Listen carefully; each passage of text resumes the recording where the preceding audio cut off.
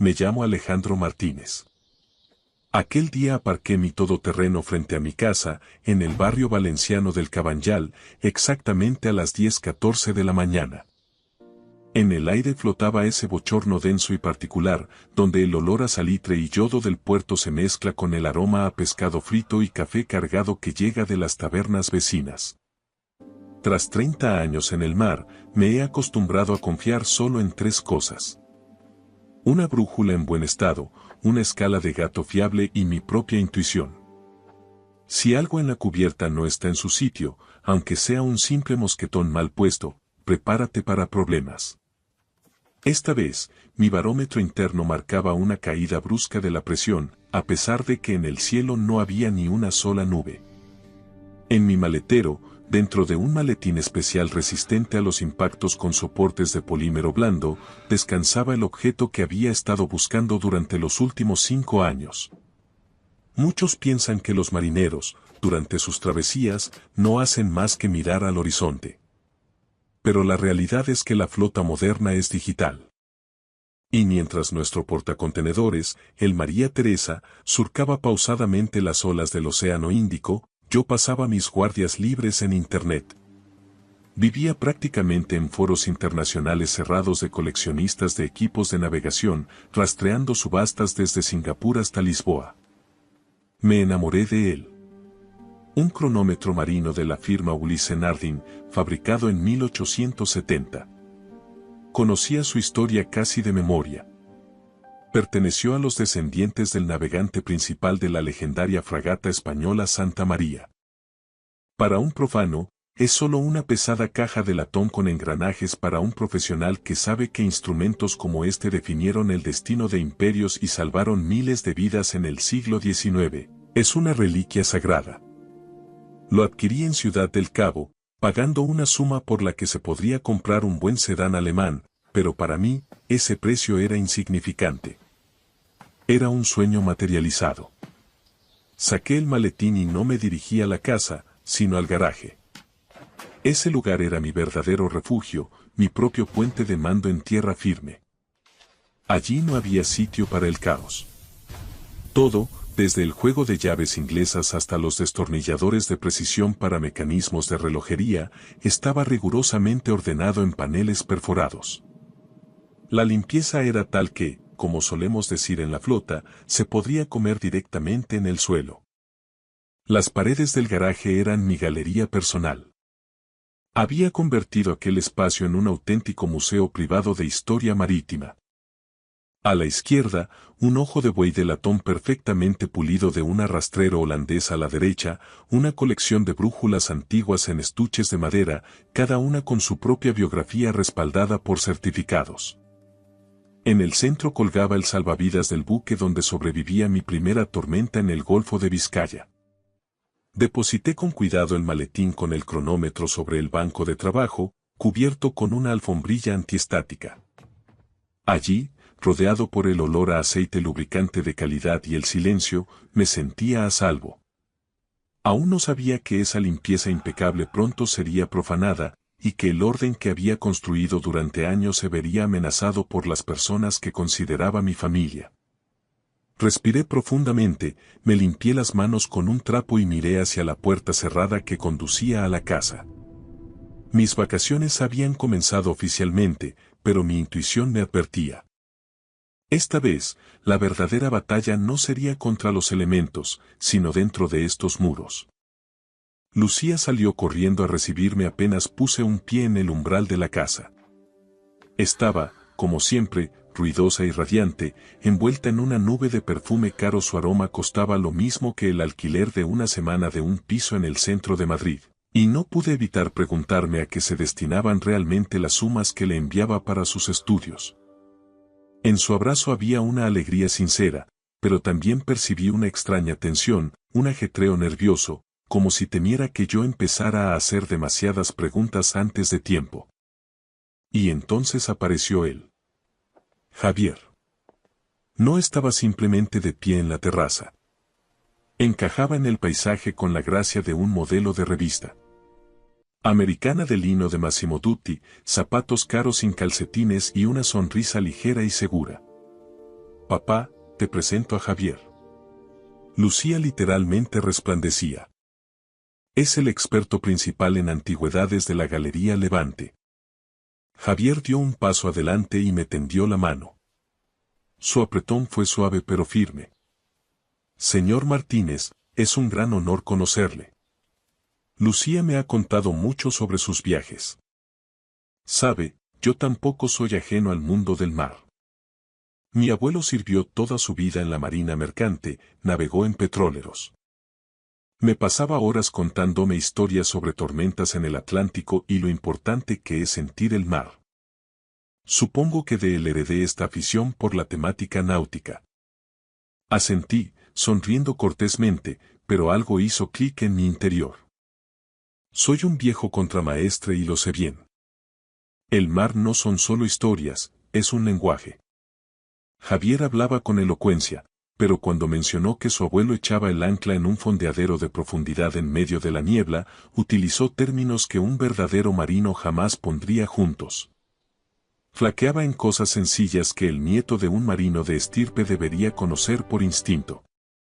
Era como una nota falsa en una canción bien conocida. No dejé que se notara, pero mi radar interno ya había fijado el blanco.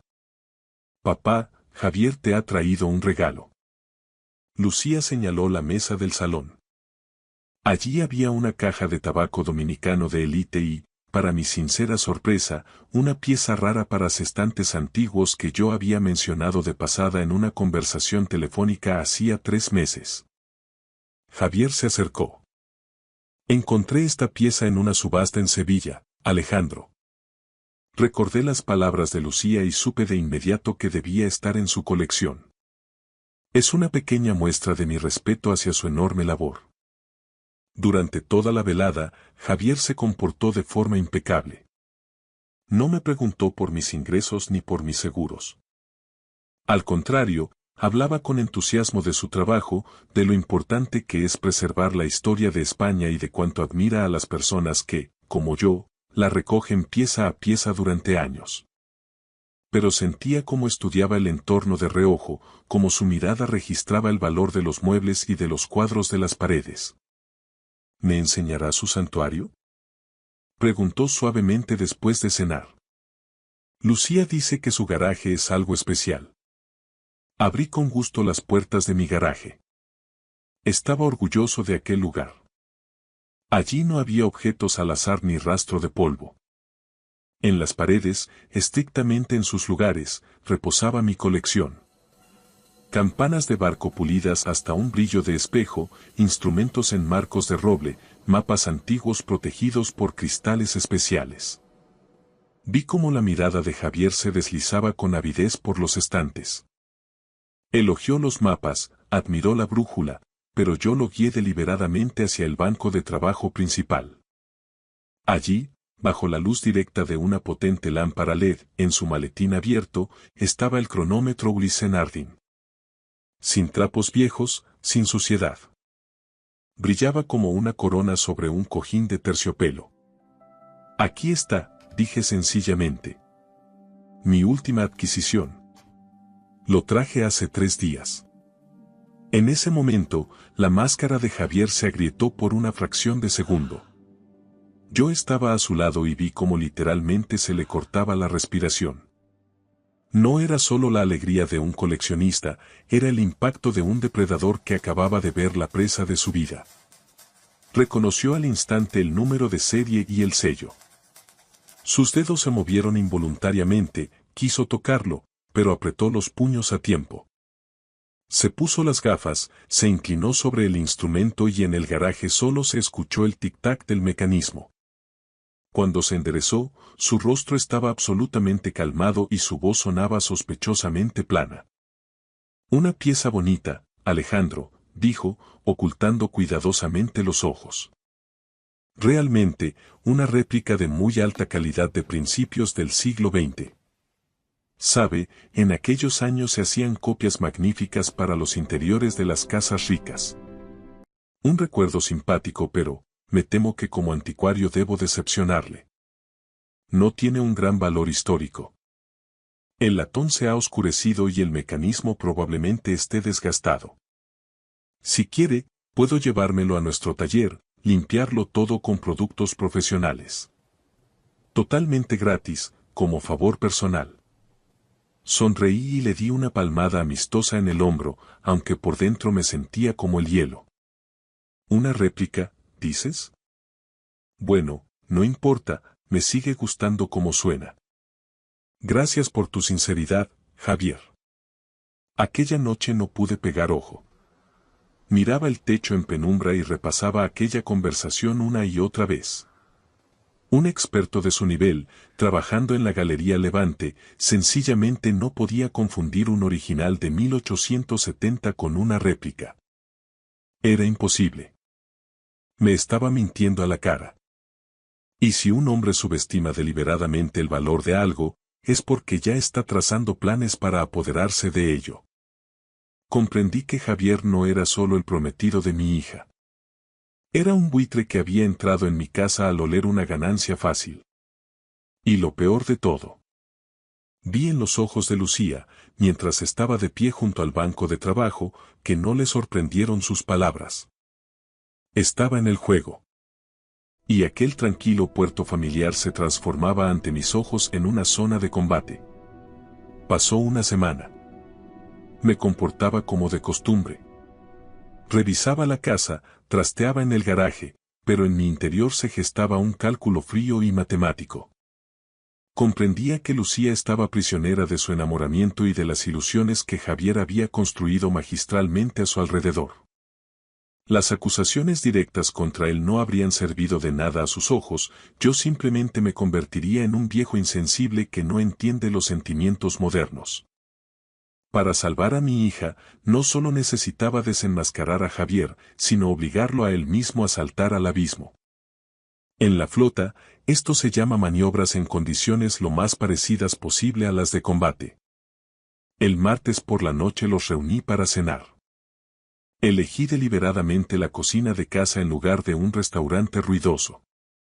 El silencio del hogar es el mejor fondo para detectar la falsedad en una voz. Me senté a la cabecera de la mesa, revolviendo el azúcar de mi café ya frío con una lentitud ostentosa, mirando un punto fijo en la pared. Javier y Lucía, por el contrario, estaban de muy buen humor. Discutían con entusiasmo los detalles de la boda. Un florista de Madrid había prometido traer una partida de orquídeas raras directamente de Tailandia, y el precio de aquel capricho equivalía al salario de 6 meses de un marinero. Papá, estás un poco pálido hoy, dijo Lucía, despegando finalmente la vista de la pantalla de su smartphone, donde hojeaba un catálogo de tartas de boda. Espero que no hayas pescado alguna fiebre en tus trópicos. Tienes que estar en forma. Dentro de un mes tenemos que hacer el pago final del castillo de Santa Bárbara. El administrador envió el presupuesto. 35.000 euros solo por el alquiler y la seguridad. Suspiré profundamente, dejé la cucharilla en el borde del plato y los miré. Me esforcé para que mi voz sonara quebrada, con esa ronquera que aparece en alguien que ha perdido el suelo bajo sus pies. Lucía. Javier. Tengo malas noticias. Esta mañana recibí una carta de la dirección de Transmed.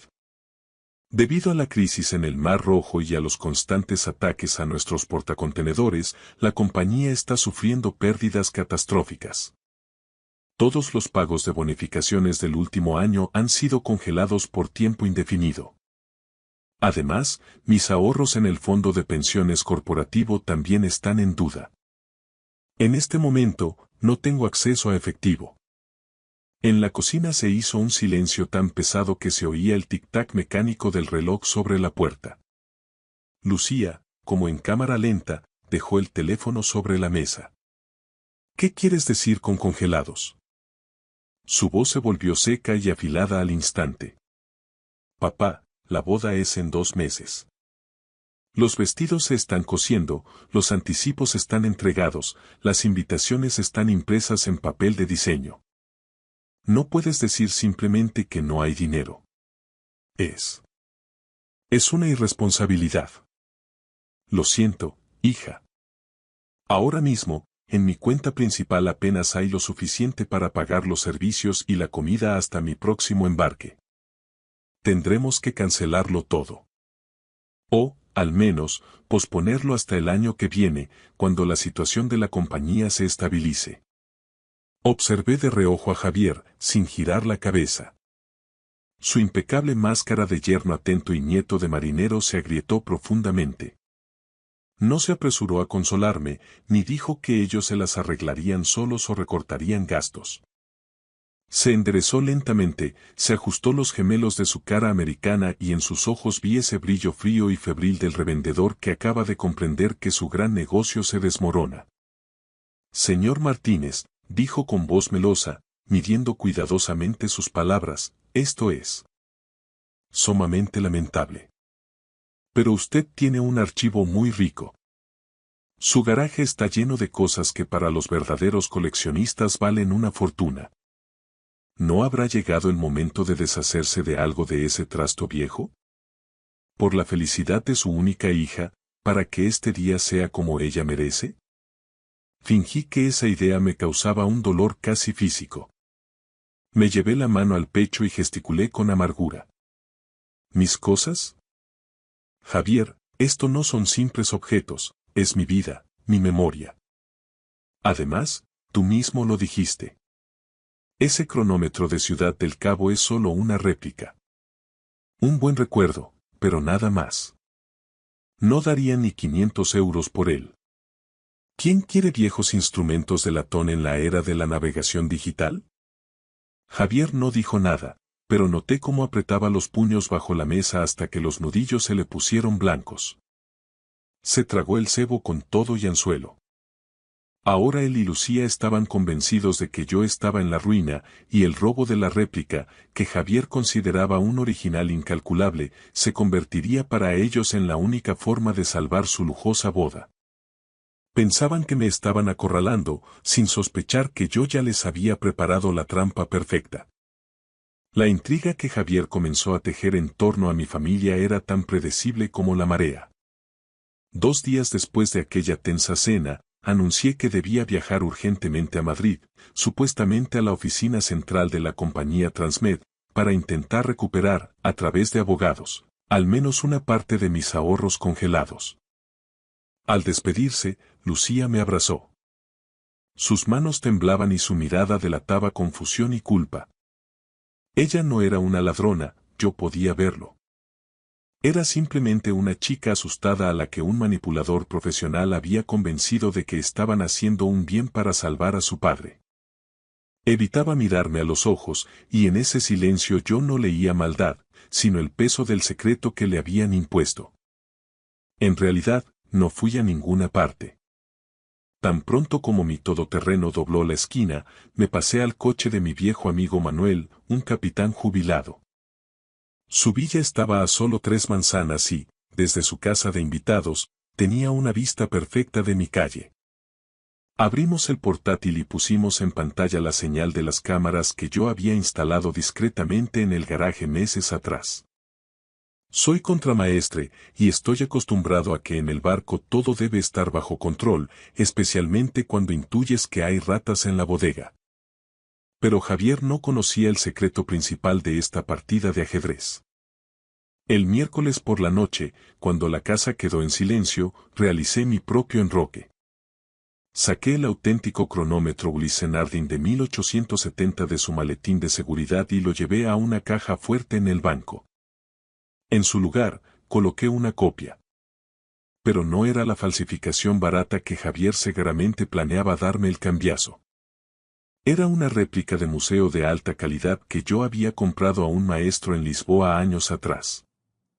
Exteriormente era impecable. El mismo peso, la misma pátina noble sobre el latón, los mismos grabados minúsculos. Pero por dentro latía un corazón electrónico. Un mecanismo de cuarzo moderno, ingeniosamente oculto tras engranajes decorativos falsos. En la pantalla del portátil vi cómo, exactamente a las 23:15, la puerta de mi garaje se abría silenciosamente. Javier entró primero, con paso firme, casi como si fuera el dueño. Lucía le seguía, sostenía la linterna, pero su mano temblaba visiblemente, iluminando en la oscuridad ora un ancla vieja, ora el estante de los mapas. Javi, quizás no deberíamos. Su susurro, distorsionado por los altavoces, estaba lleno de dudas. Esperemos a papá, preguntémosle una vez más. Lucía, escúchame. Javier se detuvo y la tomó por los hombros, su voz era suave como la miel. Tu padre es demasiado orgulloso. Preferiría arruinarse antes que admitir que necesita ayuda. Solo nos llevamos esta réplica para una limpieza profesional. Mi joyero la pondrá a punto, encontraré un comprador y le entregaremos el dinero a tu padre como un pago del seguro o ayuda de un fondo. Lo estamos salvando, ¿entiendes? Lucía sollozó y asintió. Creía cada una de sus palabras.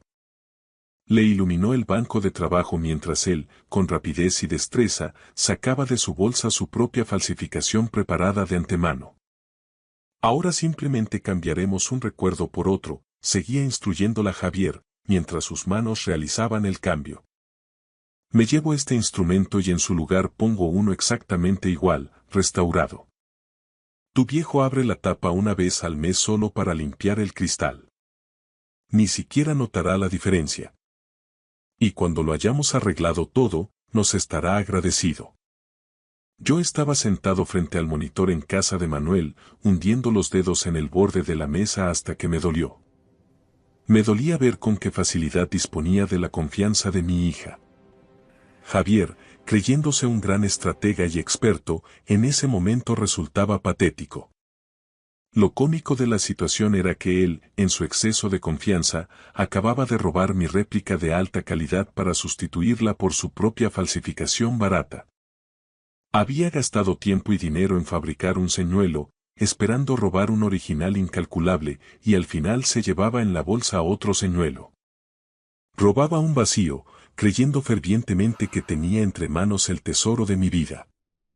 Bueno, Alejandro, Manuel me puso la mano en el hombro cuando en la pantalla apagaron la linterna y salieron del garaje. ¿Llamamos a la policía?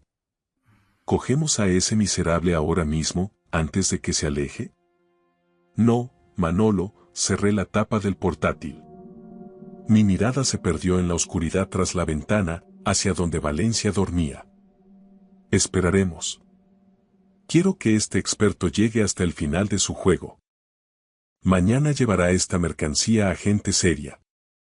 Y cuando comprendan que les ha traído un juguete de plástico bajo la apariencia de una reliquia, empezará la verdadera tormenta. Quiero que Lucía vea su ruina con sus propios ojos. Que comprenda que su salvador es, en realidad, un ladrón común que no duda en utilizar incluso a los más cercanos. La intriga no había hecho más que empezar. Y el siguiente movimiento en esta partida era el mío. Después de aquella noche en que Javier y Lucía realizaron el cambio en el garaje, se instaló en la casa un silencio extraño y febril. Regresé de mi supuesto viaje a Madrid al día siguiente, fingiendo un abatimiento profundo. Me senté en el salón, con la cabeza entre las manos, y Lucía corrió de inmediato hacia mí. En sus ojos vi un dolor y un miedo sinceros, pero no era miedo por el instrumento robado, sino por mí. Javier, de pie en el umbral, apenas me dedicó una mirada de soslayo en la que se leía una superioridad mal disimulada. Papá, todo saldrá bien, susurraba Lucía, estrechándose contra mi hombro. Javier dice que tiene contactos, que se le ocurrirá algo. Encontraremos una salida, no te preocupes tanto por el dinero. La miraba y comprendía. Javier la había manipulado profesionalmente. Segaramente le había inculcado que el robo de la réplica era un acto de bien. Que venderían una minucia que su padre de todos modos no valoraba y que, con ese dinero, organizarían la boda sin cargarme de deudas. Ella no era una ladrona por naturaleza, era una persona influenciable, y esa certeza me escocía por dentro más que cualquier traición. Creía que estaba salvando a nuestra familia ayudando al hombre que, simplemente, la estaba utilizando. El viernes por la mañana, Javier anunció que debía marcharse a Barcelona para una reunión importante con inversores. Estaba artificialmente animado, revisando constantemente su mensajería y ajustándose el cuello de la camisa. Lucía lo despidió en la puerta, mirándolo a los ojos con esperanza. Javi, ¿estás seguro de que ese coleccionista? Bueno, ¿de que todo saldrá bien? Preguntó en voz baja mientras yo, supuestamente, dormitaba en el sillón. Cielo, cálmate, Javier le acarició la mejilla, y en ese gesto había tanto calor como en el movimiento de una serpiente. Es una oportunidad única. Tu padre envejece, está enredado en deudas. Solo tomamos algo que está ahí parado para construir nuestro futuro. Él mismo nos dará las gracias después, cuando te vea convertida en una novia feliz.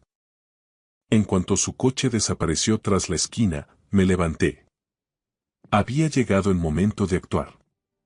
Sabía a dónde se dirigía. Javier no era un jugador de primera división, era un buitre de medio pelo. Su camino lo llevaba a un club de antigüedades privado en las afueras de Valencia, donde traficantes grises daban salida a objetos robados. Llamé de antemano a mi conocido de la Guardia Civil, el capitán Sergio, con quien años atrás había trabajado en el puerto. Sergio, tengo información sobre un intento de venta de una falsificación bajo la apariencia de patrimonio nacional. Sí, el mismo cronómetro. No, no lo detengas de inmediato. Deja que entre en el edificio y comience la transacción. Quiero que lo enganchen en el momento en que el experto del comprador abra la caja. Insistí en que Lucía viniera conmigo. ¿A dónde, papá? ¿Para qué? Preguntaba ella, desconcertada, mientras yo prácticamente la obligaba a subir al coche. Vamos a salvar tu boda, hija. ¿Y tu vida?, respondí escuetamente. Mi voz no admitía réplicas, era la voz de un contramaestre en el momento de una avería crítica en el buque. Aparcamos frente a un edificio discreto de pesadas puertas de roble. 20 minutos después, Sergio, vestido de paisano, llamó a la ventanilla. Están dentro. El comprador es alguien serio, atraído a su propio tasador. Sígueme, Alejandro. Lucía, mejor quédese usted aquí. No, miré a mi hija. Ella tiene que ver esto. Entramos en un despacho en penumbra, amueblado con piezas pesadas. Javier estaba sentado a la mesa. Frente a él, mi maletín. Tenía aire de triunfador mientras disertaba sobre la procedencia única y el volante de oro del Ulysse Nardin. Enfrente, un hombre mayor con gafas de cristales gruesos sostenía el cronómetro con delicadeza. ¿Afirma usted, señor Santos, que se trata de un original de 1870? Preguntó el anciano con voz chirriante. Sin duda alguna. Yo mismo realicé el peritaje preliminar. Es la joya de la corona de la colección de un viejo marino. Javier esbozó una sonrisa casi imperceptible, lanzando una mirada a Lucía, que se había quedado petrificada en el umbral. El anciano sacó un destornillador fino y desenroscó con cuidado la tapa trasera. Un silencio sepulcral inundó la sala. Lucía se inclinó hacia adelante, sus nudillos estaban blancos por la fuerza con que apretaba su bolso. ¿Esto es una broma? El anciano levantó la vista hacia Javier. Su voz temblaba de ira. Giró el instrumento hacia la luz. Dentro de la caja de latón, donde debería haber estado un mecanismo complejísimo con rubíes, se veía un panel de plástico pegado toscamente, con una diminuta pila y un módulo de cuarzo de 5 euros. ¿Qué? Javier se levantó de un salto, volcando la silla. No puede ser. Yo mismo. Yo vi. Ha intentado venderme un trozo de basura por 80.000 euros. Gritó el comprador. No solo me ha fallado a mí, ha comprometido a toda nuestra red. En ese momento, di un paso al frente. No ha intentado vender basura, señores. Simplemente robó basura pensando que había engañado a un viejo contramaestre. Javier se dio la vuelta. En fracciones de segundo, su rostro pasó del triunfo a una palidez mortal. Me vio a mí. Vio a Lucía, cuyas mejillas estaban surcadas por lágrimas, no por la pérdida del dinero, sino por la comprensión de quién era realmente el hombre que tenía delante. Papá. Susurró ella. Pero Javier dijo que era una réplica. Dijo que solo te estaríamos ayudando. Te mintió, Lucía. Sabía que era el original. Quería robarme un sueño dándome el cambiazo con una baratija, y al final lo que robó fue mi propia falsificación. Miré a Javier. Has perdido, experto. Le has robado un cascarón vacío a un hombre acostumbrado a sobrevivir en el océano. Sergio puso una mano sobre el hombro de Javier. Javier Santos, queda usted detenido por estafa en cuantía mayor e intento de robo de propiedad privada. Lucía se cubrió la cara con las manos y rompió a llorar. En ese instante comprendió por fin que el hombre por el que estaba dispuesta a enfrentarse a su padre solo había visto en ella una herramienta para acceder a mi garaje. Su enamoramiento había sido el combustible para la codicia de él. Lleváoslo, dije en voz baja. En mi barco ya no queda sitio para las ratas. En el despacho del Club de Antigüedades se instaló un silencio pesado y asfixiante. Javier permanecía de pie, aferrando con los dedos el borde de la mesa, mientras su rostro pasaba de un tono gris a uno terroso. Alternaba la mirada entre mí y la caja abierta del cronómetro, donde los engranajes falsos convivían con una pila barata. En sus ojos se reflejaba un terror primitivo. Comprendió que no solo había perdido dinero. Había perdido su vida. Lucía estaba junto a la puerta, con las palmas de las manos apretadas contra los labios. Sus hombros se estremecían. No era un simple llanto, era el derrumbe de todo el mundo que Javier había construido para ella a base de promesas falsas y oro ajeno. Papá. Susurró, dando un paso hacia mí. Él decía. Juraba que tú mismo querías venderlo, pero que te daba vergüenza. Que era para nosotros. Te mentía con la misma facilidad con la que intentó engañar a estas personas. Lucía, miré a mi hija, y en mi voz no había ira, solo un cansancio infinito. No es el nieto de ningún marino. Es solo un buitre que olisqueó el aroma de la madera vieja y el latón. De repente, Javier se sobresaltó y su rostro se contrajo en una mueca de maldad. ¿Tú qué vas a entender, viejo? Gritó, perdiendo los últimos restos de compostura. Estás sentado sobre un montón de tesoros mientras tu hija sueña con una vida normal. Eres un tacaño, un amargado. Solo quería tomar lo que de todos modos ibas a dejar que se pudriera en tu garaje. Ni siquiera me inmuté. En el puente de un buque durante una tormenta, los gritos no ayudan, lo que se necesitan son acciones. No has tomado nada, Javier, respondí con calma. Solo nos has mostrado quién eres en realidad. El cronómetro auténtico está ahora en una caja de seguridad bancaria, bajo custodia. Y lo que tienes en las manos es mi regalo para ti. Tu verdadero reflejo. Una cáscara brillante y plástico barato en el interior. En ese momento, el capitán Sergio hizo una seña a sus hombres. A Javier lo giraron bruscamente y le pusieron las esposas. Javier Santos, queda usted detenido por intento de estafa en cuantía mayor y apropiación indebida de propiedad privada. La voz de Sergio cincelaba cada palabra. Su licencia de experto queda anulada hoy para siempre. Mientras se lo llevaban, siguió gritando maldiciones, pero éstas se fueron apagando en el largo pasillo hasta ser sustituidas por el portazo de la entrada. Lucía se desplomó agotada en un sillón. ¿Qué pasará ahora, papá? Preguntó sin levantar la vista. Ahora, hija, vamos a aprender a distinguir el oro del latón. Sin chaquetas relucientes ni palabras mentirosas. Han pasado 8 meses. Estoy en el alerón del puente de un buque que navega frente a las costas de Australia. El sol se hunde lentamente en el océano, tiñendo el agua de un color oro fundido. Aquí, a 5.000 millas de Valencia, todo parece cristalino. Cuando regresamos del club aquel día, no le solté ningún sermón a Lucía. Simplemente puse unos documentos frente a ella.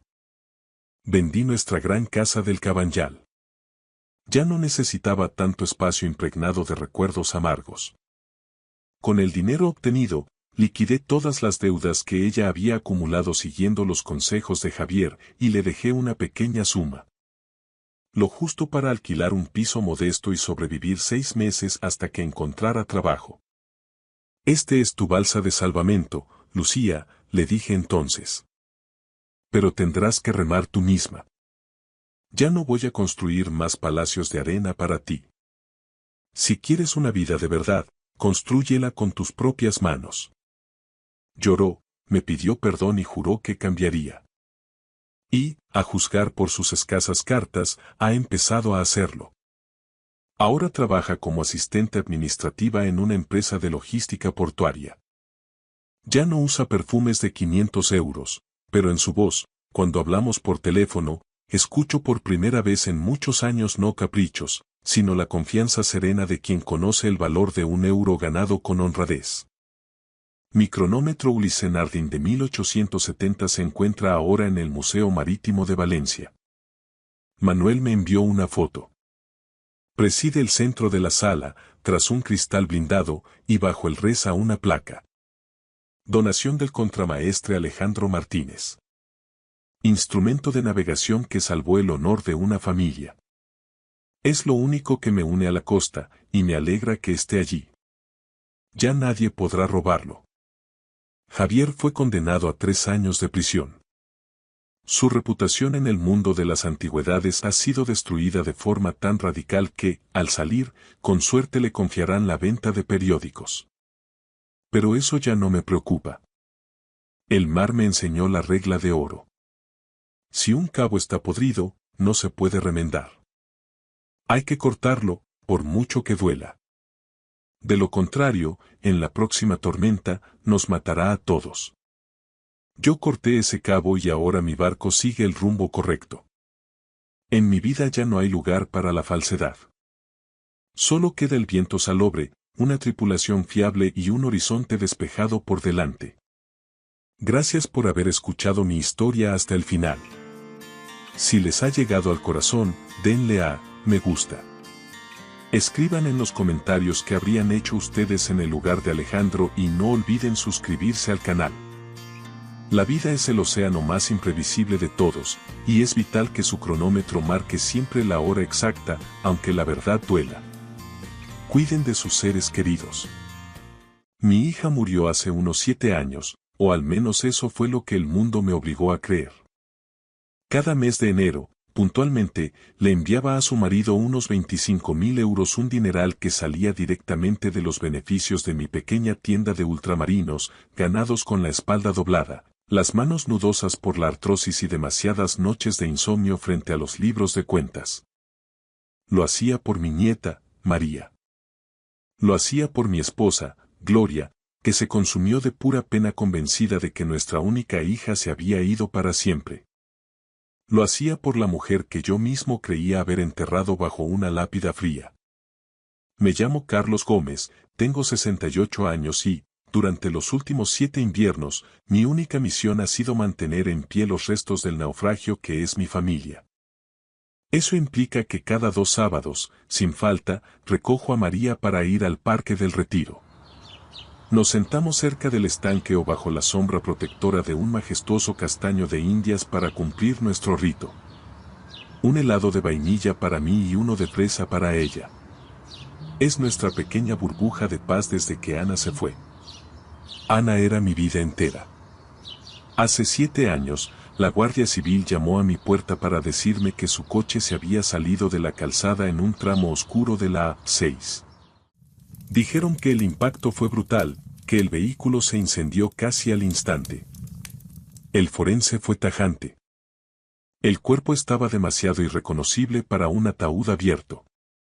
Nos entregaron una urna de latón con lo que, supuestamente, quedaba de ella tras el fuego. La incineramos por recomendación de Alberto, mi yerno, sin fuerzas para cuestionar nada. 6 meses más tarde, Gloria se fue con ella. Los médicos hablaron de una parada cardiorrespiratoria, pero en el barrio todos sabíamos la verdad. Murió de tristeza. Perder a Ana le arrancó el alma, y su corazón simplemente decidió que no valía la pena seguir latiendo en un mundo tan vacío. Así que ahora solo quedamos María, Alberto y yo. Mi yerno se supone que cría a la niña solo, y yo financio esa soledad. Esos 25.000 euros anuales son el peaje que pago por cumplir la promesa que le hice a Ana de que a su hija nunca le faltaría nada. Es lo que hace la familia, o eso me repetía a mí mismo para no sentirme un cajero automático. Aquella tarde de septiembre en el Retiro, el calor de Madrid empezaba a dar tregua. María estaba a mi lado en nuestro banco de siempre, moviendo sus zapatillas con luces y contándome, entusiasmada, que había sacado un 10 en su último examen de lengua. «Eres un hacha, pequeña», le dije, apretándole el hombro con orgullo. Ella me devolvió una sonrisa idéntica a la que solía regalarme Ana y, por un instante fugaz, el dolor pareció una sombra lejana. Pero entonces, su expresión se marchitó. «Abuelo», susurró, bajando tanto la voz que apenas pude oírla por encima del rumor de las hojas. Miró con nerviosismo hacia la zona de los columpios, asegurándose de que nadie escuchaba, y se apretó contra mi costado. «Por favor, deja de enviarle dinero a papá». Me quedé helado. El aire se volvió pesado. «¿Qué dices, pequeña? ¿Por qué dices eso? El dinero de enero. Ya no se lo des». Su manita agarró la manga de mi chaqueta de punto y vi en sus ojos algo que me revolvió las entrañas. Un miedo líquido, impropio de una niña de 7 años. «Por favor, para. Tienes que observarlo, abuelo. Hay algo que tienes que ver». El pecho me dolió como si me estuvieran clavando un clavo al rojo vivo. «María, mírame, ¿qué está pasando en casa? ¿Alberto te trata bien?» «Solo obsérvalo», repitió ella, saltando del banco de golpe como si hubiera dicho algo prohibido. «Tengo que irme ya. Si llegamos tarde a casa, se pondrá de mal humor y no quiero que se enfade». El trayecto en coche hasta el chalet de las afueras fue un silencio sepulcral que solo rompía el clic-clac del intermitente. María abrazaba su mochila contra el pecho, mirando por la ventana con la vista perdida en los bloques de pisos. «Alberto vive en un unifamiliar adosado que compramos hace 4 años gracias a un cheque que firmé sin pestañear, una casa de fachada blanca y persianas negras que siempre parece demasiado cerrada, demasiado oscura». Él nos esperaba en el porche, consultando el reloj con impaciencia. «Llegáis tarde», soltó, sin ni siquiera un hola. Había atasco en la Castellana, mentí, tratando de mantener la voz firme. María bajó del coche con la cabeza gacha y pasó junto a su padre como una exhalación, buscando refugio en el interior. Alberto ni la tocó, ni le preguntó qué tal el día. «Entra y ponte con los deberes de matemáticas», le ordenó secamente. Me quedé allí, de pie en la acera, viendo a través del ventanal cómo mi nieta se sentaba a la mesa del comedor con la rigidez de un soldado. Alberto pasó por detrás de ella hablando por el móvil, ignorando su existencia por completo. Sentí un escalofrío que no tenía nada que ver con la brisa de la tarde. «Alberto», le llamé antes de que cerrara la puerta. «¿Está todo bien? He notado a María muy rara hoy». Se encogió de hombros con esa indiferencia que siempre me había molestado pero que yo justificaba como su forma de llevar el duelo. «Son cosas de la edad, Carlos. Los niños tienen sus rachas de tontería». Hizo una pausa, apoyándose en el marco de la puerta, y me miró con una intensidad nueva. «Por cierto, ¿habría alguna posibilidad de que adelantaras el pago de este año? Me han surgido unos gastos imprevistos con la reforma del tejado y unos pagos pendientes». «¿Adelantarlo? Estamos en septiembre, Alberto. Faltan 4 meses para enero. ¿Qué tipo de gastos son esos tan urgentes?» «Ya sabes cómo es mantener una casa de este tamaño yo solo», respondió, evitando mi mirada. «Pero olvídalo. Si no se puede, no se puede. Nos vemos el próximo sábado. La puerta se cerró con un golpe seco. Regresé a mi coche y me quedé allí sentado, con el motor en marcha, apretando el volante hasta que mis nudillos se volvieron blancos. Mi mente era un hervidero. Obsérvalo. 40.000 euros al año, aunque este año pretendía recortar a 25.000, él seguía esperando la cifra alta. En 7 años le había entregado una fortuna. Era demasiado dinero para un hombre que no podía dedicarle ni una mirada de cariño a su propia hija. Conducía de vuelta a mi casa en el centro mientras el cielo de Madrid se teñía de un violeta violento. Mi hogar me recibió con ese silencio denso que se instaló el día que Gloria se fue. A veces, en mitad de la noche, estiro la mano hacia su lado de la cama, olvidando por un segundo que solo encontraré sábanas frías.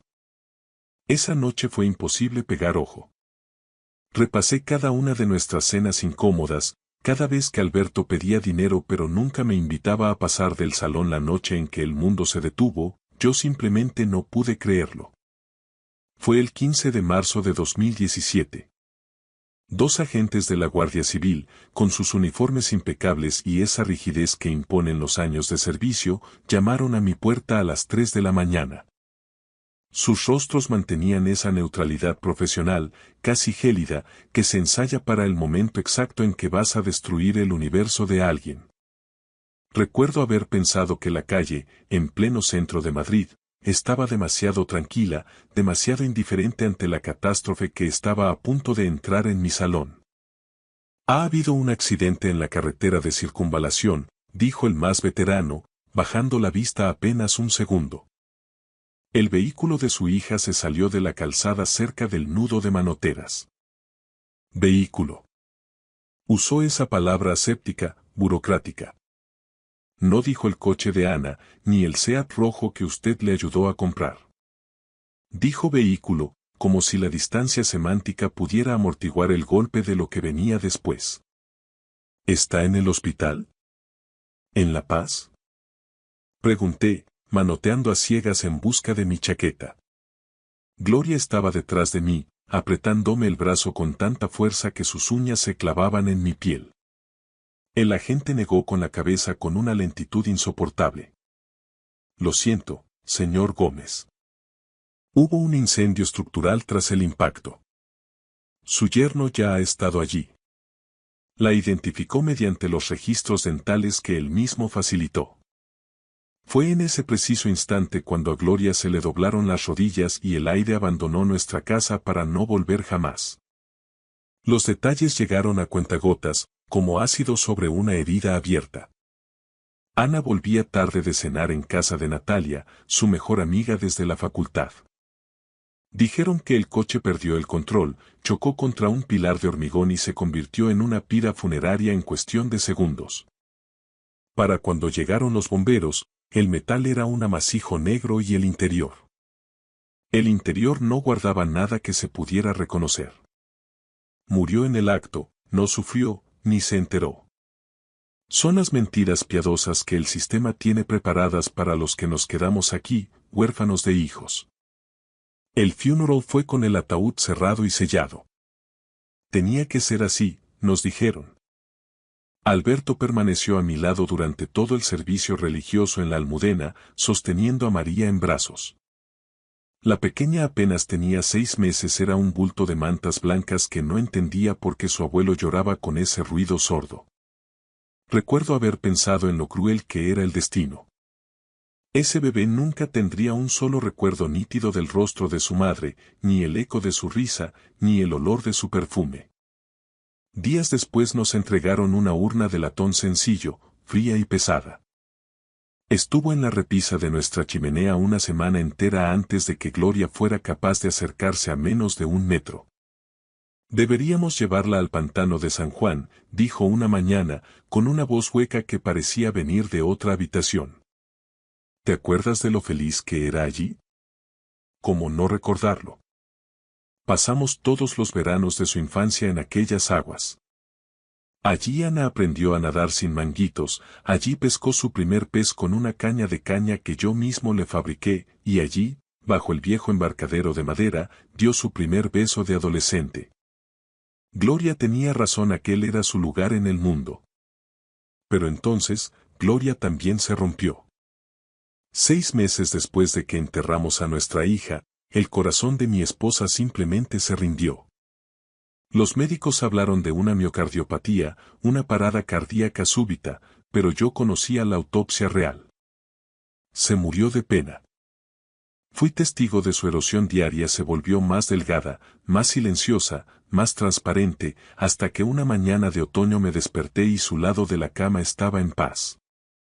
La encontré en la cocina, desplomada junto a la cafetera italiana, esa misma que Ana nos había regalado por Navidad 3 años atrás. Después de aquello, perdí la voluntad.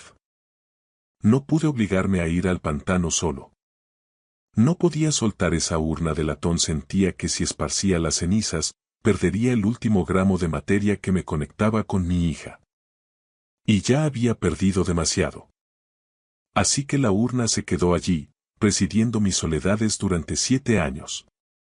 Hasta hoy. Mi tienda, Ultramarinos Gómez, fue lo único que me mantuvo con la cabeza fuera del agua. Es un negocio que lleva en mi familia desde 1989. Mi padre la fundó y yo tomé el relevo cuando él decidió que ya había cortado suficiente bacalao y pesado suficientes legumbres. No es un local de lujo, es una tienda de barrio en una esquina estratégica cerca de la calle Mayor, de esas donde el suelo cruje y el aire huele a embutido, queso curado y café recién molido. Es el tipo de sitio donde la gente todavía te llama por tu nombre y, aunque la mayoría usa tarjeta, los más viejos aún me pagan con monedas contadas y billetes doblados. Todos en el barrio conocían a Ana. Todos vinieron al funeral. Tras la muerte de Gloria, la tienda se convirtió en mi búnker. Abría a las 6 de la mañana, reponía los estantes con una precisión obsesiva, cobraba a los clientes fijos y no cerraba hasta las 8 de la tarde. La rutina era mi anestesia, me impedía pensar demasiado en la casa vacía y en las fotos de las paredes que ya no se moverían. Y, sobre todo, cumplí mi promesa.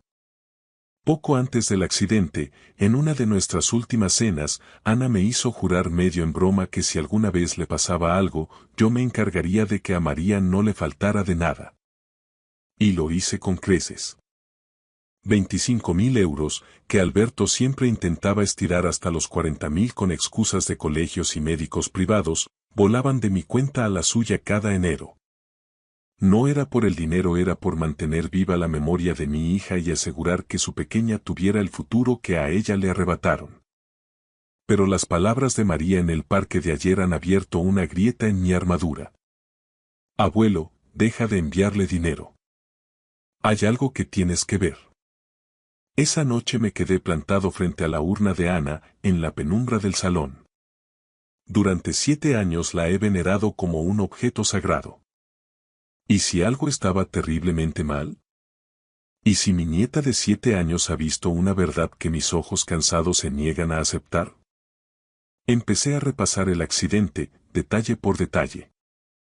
Ana conducía por una carretera que hacía a diario, una noche sin lluvia, sin tráfico.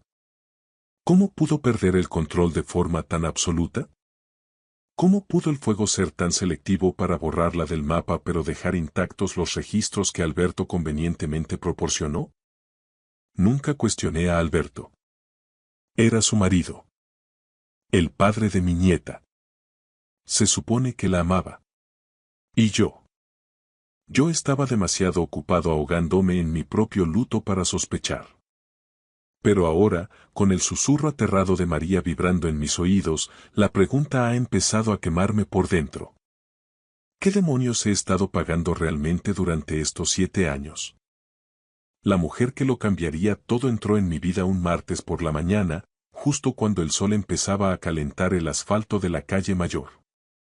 Los días posteriores a la advertencia de María en el retiro habían sido una tortura de nervios y falta de sueño.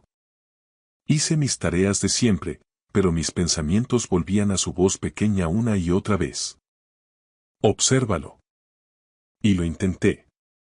Pasé por delante del chalet de Alberto 2 veces al cerrar la tienda, aparqué calle abajo como un viejo tonto que ha perdido el juicio y me quedé mirando las persianas bajadas. Nada parecía fuera de lugar. Solo un hombre yendo a su oficina, volviendo a casa, viviendo su vida de viudo ejemplar.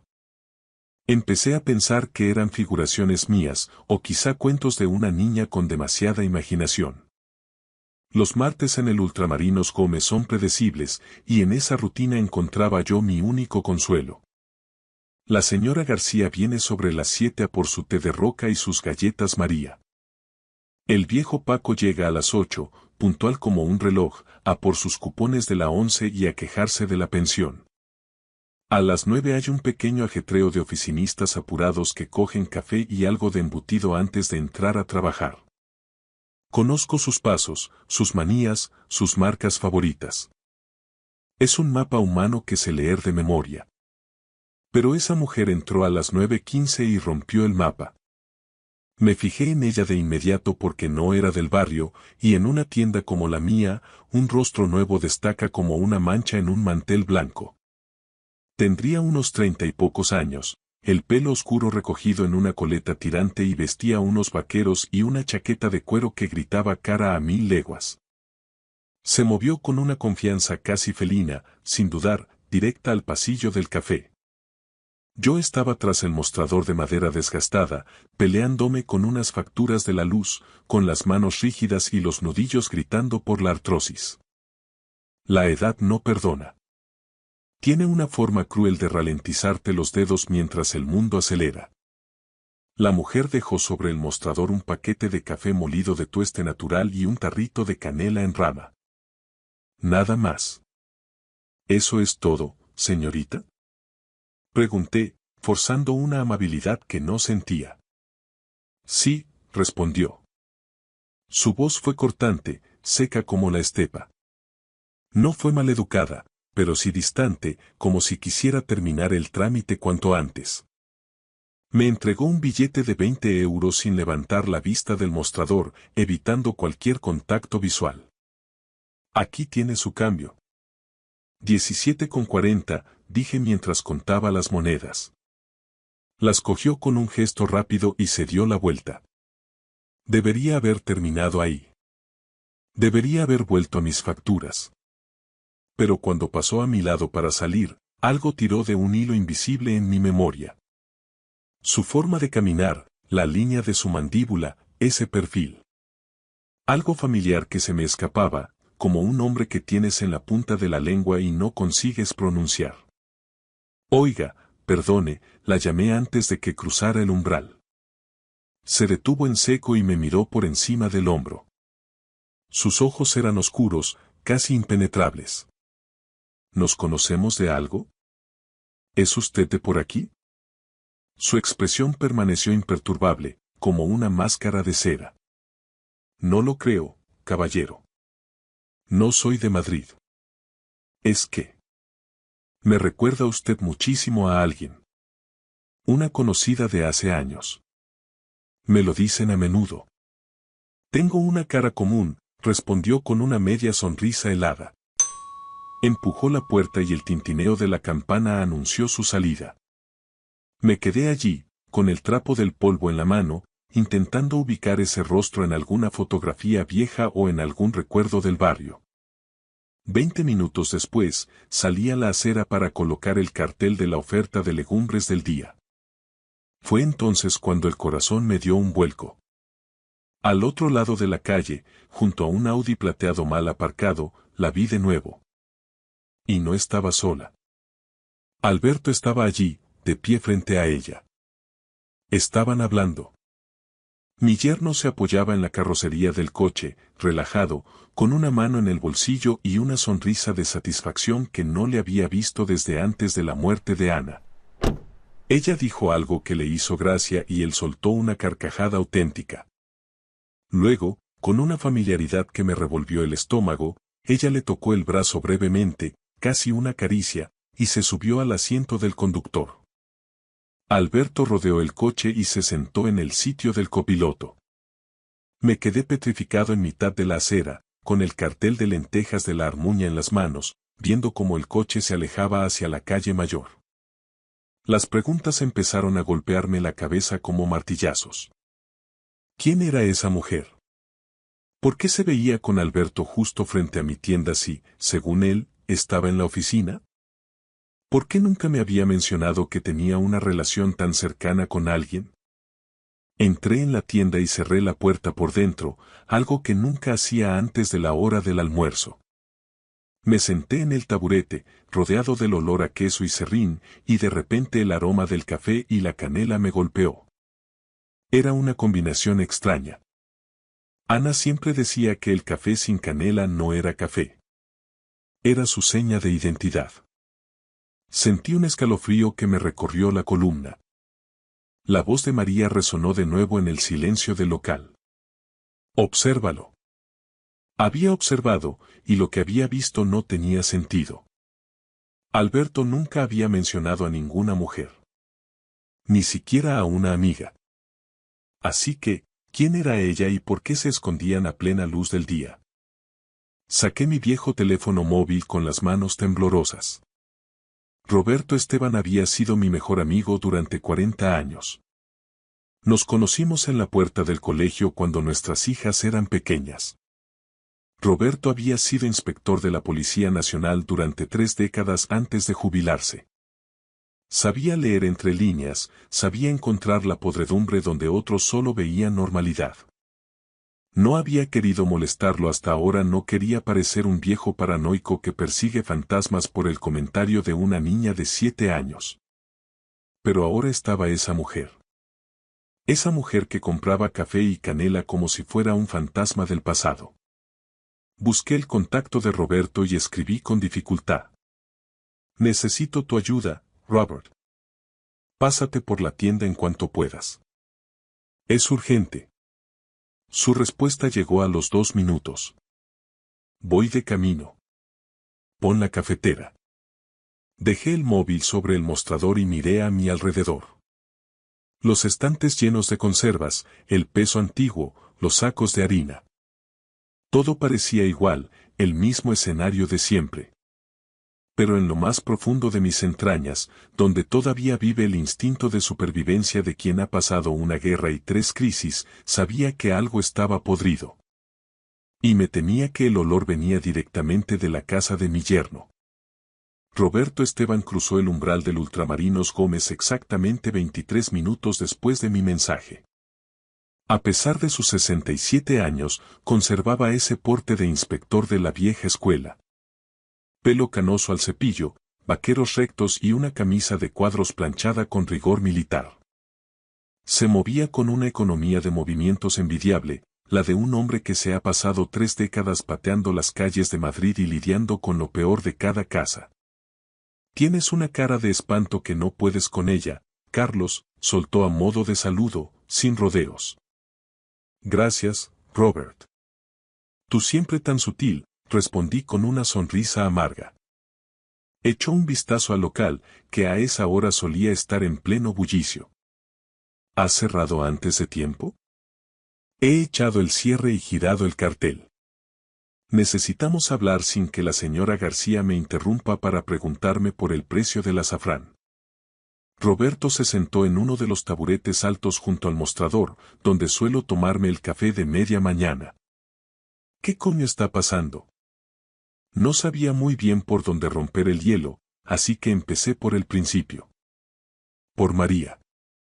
Le relaté con todo detalle nuestra tarde en el retiro, el susurro bajo el castaño, el temblor de sus manos y ese miedo líquido en sus ojos cuando me pidió que dejara de alimentar la cuenta bancaria de su padre. Obsérvalo. Roberto no me interrumpió ni una sola vez, simplemente sacó su inseparable libreta de bolsillo y empezó a garabatear con un bolígrafo gastado. Tenía esa mirada de modo trabajo que solía poner cuando estaba al frente de una investigación en la comisaría de centro. Luego pasé a lo ocurrido esa misma mañana. La mujer de la chaqueta de cuero, el aroma a café y canela que parecía una bofetada del pasado, y ese encuentro furtivo con Alberto a la vuelta de la esquina. ¿Llegaste a ver la matrícula del coche? Preguntó Roberto sin levantar la vista del papel. No, me quedé de piedra. No me lo esperaba. ¿Modelo del vehículo? Un Audi o un Seat plateado. De esos modernos, con las lunas traseras tintadas. No me fijé más, Robert, me fallaron las piernas.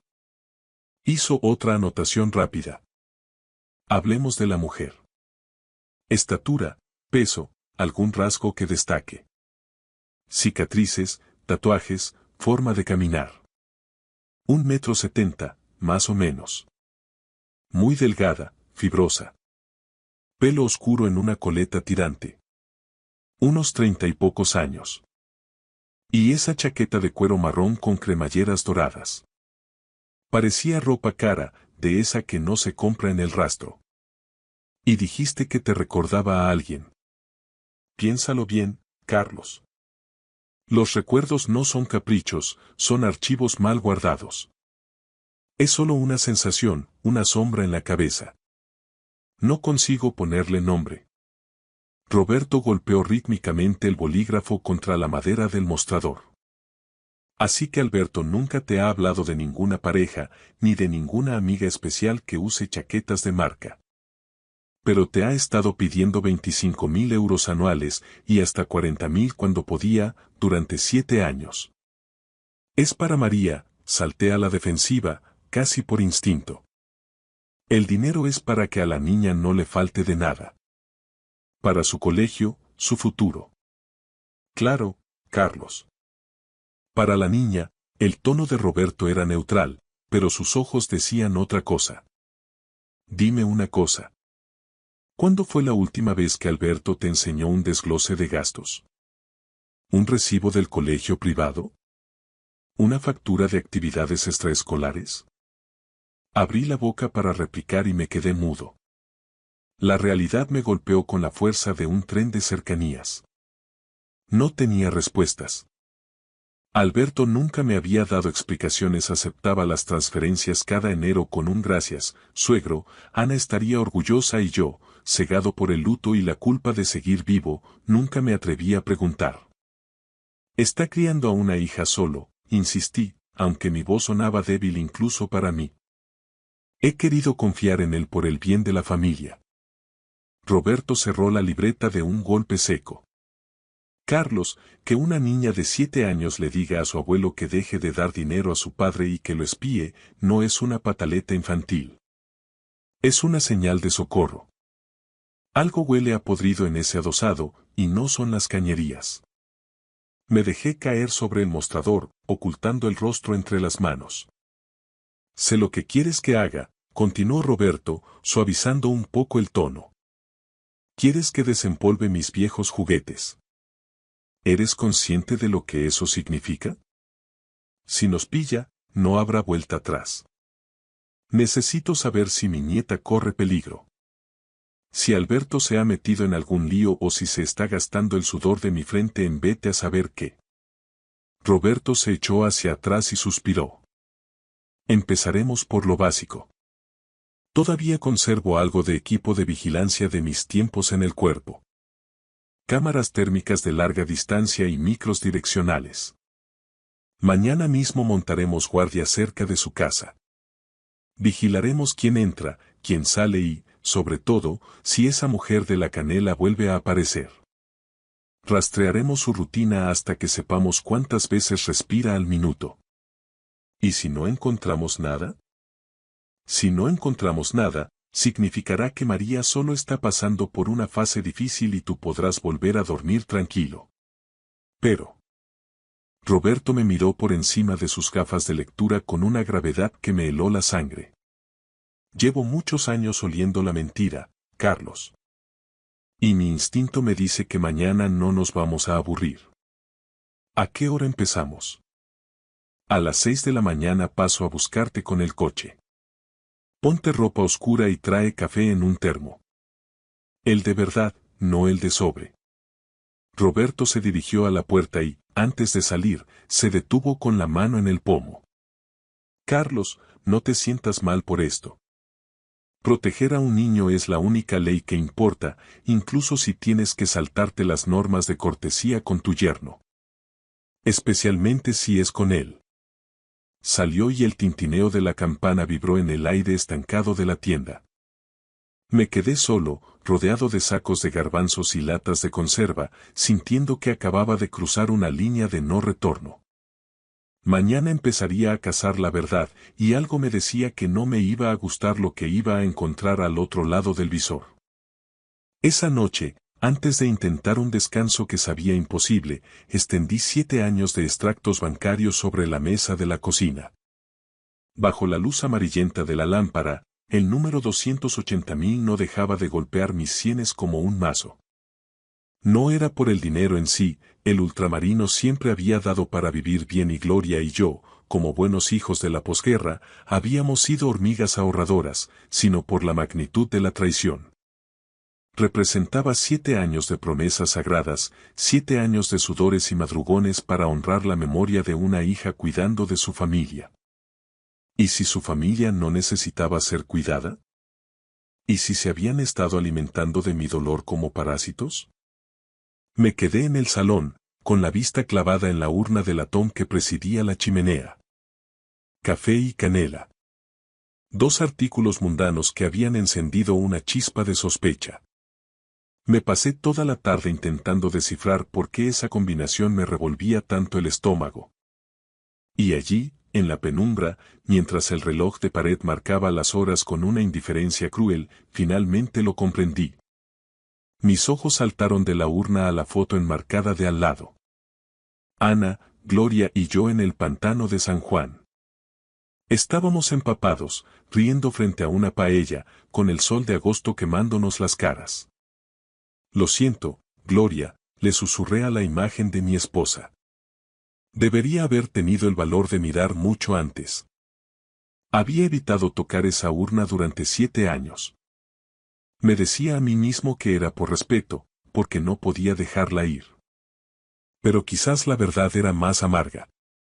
Quizás una parte de mi instinto sabía, incluso entonces, que la narrativa del accidente era demasiado perfecta, demasiado cerrada. Alargué la mano y cogí la urna. Pesaba más de lo que recordaba. La tapa estaba sellada con una simple rosca manual, sin sellos de cera ni grabados oficiales. Durante un largo minuto, solo la sostuve contra mi pecho, sintiendo el metal frío. Recordé a Gloria sollozando en este mismo rincón. Recordé el funeral en la Almudena, el ataúd sellado que nunca pudimos ver y el rostro de Alberto, que siempre me pareció de una neutralidad sospechosa, como si estuviera interpretando un papel ensayado. Llevé la urna a la mesa de la cocina, colocándola bajo la luz directa de los fluorescentes. Mis manos temblaban tanto que las llaves de la tienda tintinearon en mi bolsillo. Perdóname, Ana, si me equivoco, susurré con un hilo de voz. Empecé a girar la tapa. La rosca se dio con un pequeño chirrido metálico que sonó como un grito en el silencio de la casa. Esperaba encontrar cenizas grises, restos óseos, el residuo final de una vida cegada a los 30 años. En lugar de eso, vi algo oscuro, de una textura granulada. Metí los dedos, el corazón desbocado, y saqué un puñado. No eran cenizas. Era café molido mezclado con canela en polvo. Me quedé mirando mis palmas manchadas de marrón, con ese aroma dulce y amargo impregnando el aire de la cocina de una manera casi obscena. No había rastro de muerte. No había restos humanos. Solo restos de un supermercado. El vacío que sentí fue peor que el día del accidente, fue el vacío de haber sido estafado en lo más sagrado. En ese momento, el teléfono en mi bolsillo vibró. Era un mensaje de Roberto. Carlos, he estado revisando las grabaciones de las cámaras que instalamos esta tarde. Tienes que ver esto ahora mismo. Ven a mi casa ya. Conduje por las calles desiertas de Madrid como un poseso, saltándome semáforos en ámbar, con las manos manchadas todavía de ese café maldito. Roberto me esperaba en su despacho, un cuarto asfixiante lleno de monitores y carpetas de casos antiguos. Mira esto, dijo sin preámbulos, señalando una pantalla. Era la entrada del adosado de Alberto. Marcaba las 8 de la tarde. El Audi plateado aparcaba frente a la casa. La mujer de la chaqueta de cuero se bajaba del coche, pero esta vez no se dirigió a la puerta principal. Alberto salió al porche, miró nerviosamente a ambos lados de la calle y, con un gesto rápido, la guió hacia el garaje. Roberto pulsó una tecla y la imagen cambió. Era una toma desde la parte trasera, captada por una cámara de alta resolución colocada estratégicamente. He conseguido acceso al ángulo de la casa de los vecinos, explicó Roberto con voz profesional, aunque sus ojos brillaban de rabia. Mira la ventana del piso superior. El dormitorio principal. La imagen se amplió digitalmente. La mujer estaba allí, bajo la luz cálida de las lámparas de noche. Se estaba quitando la chaqueta de cuero con gestos lentos. Alberto entró en el encuadre y la abrazó por la espalda, enterrando el rostro en su cuello. Ambos se reían.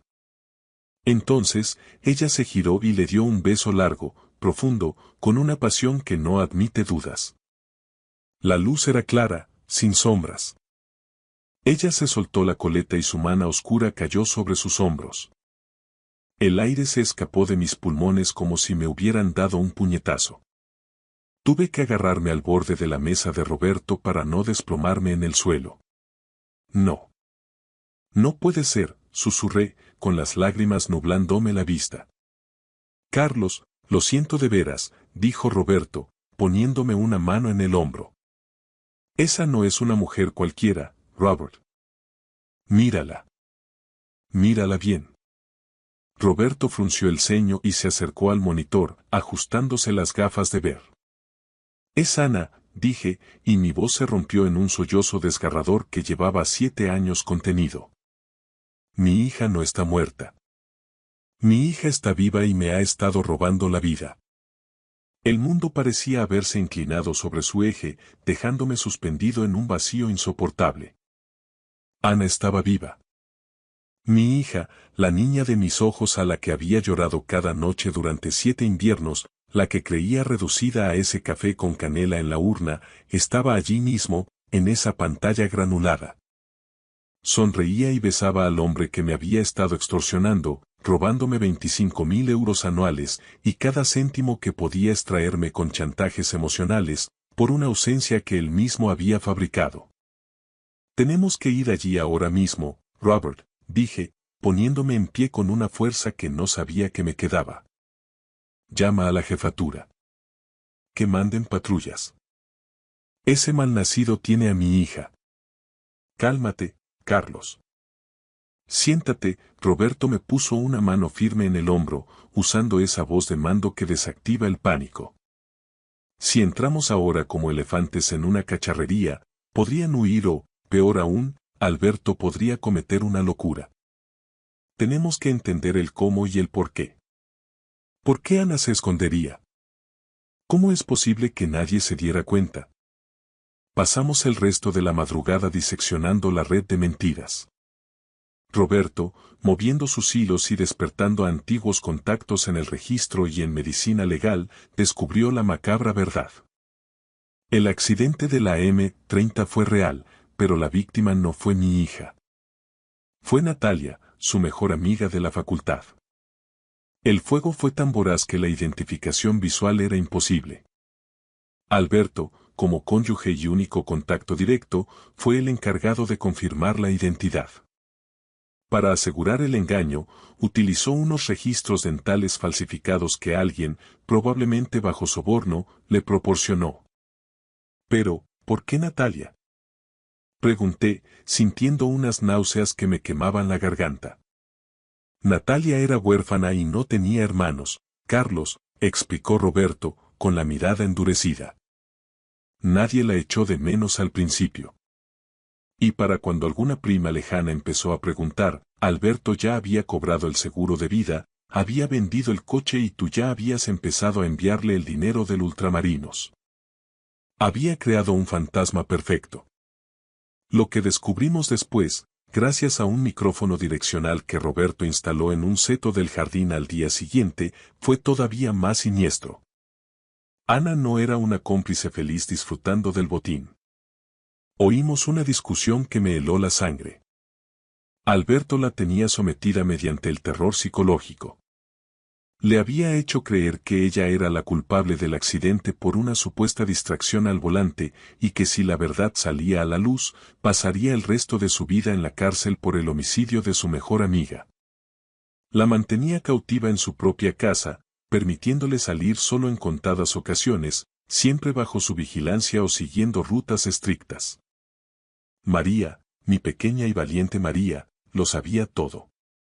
Ella veía cómo su padre controlaba, humillaba y asustaba a su madre cada día tras las persianas bajadas. Por eso tenía ese miedo en los ojos. Por eso me pidió que cortara el flujo de dinero. Sabía que los billetes eran los barrotes de la celda de su madre. El viernes siguiente, al alba, el silencio de la calle se rompió para siempre.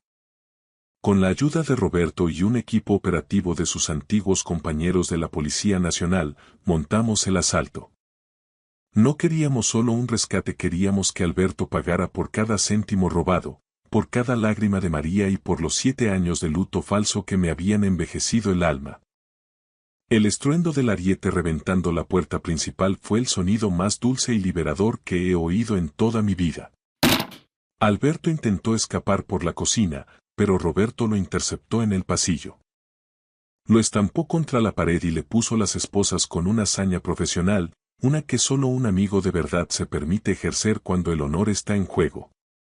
Subí las escaleras de 2 en 2, ignorando el dolor de mis rodillas.